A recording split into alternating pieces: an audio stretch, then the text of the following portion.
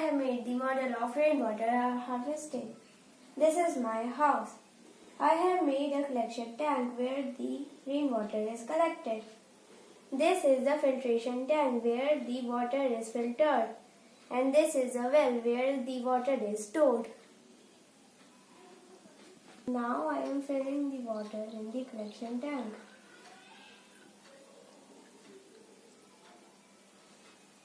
See, the water is going in the filtration tank.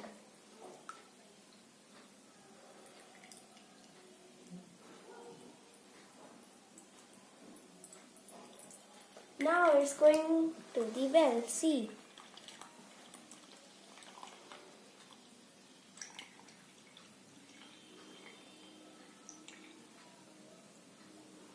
This is called rainwater harvesting.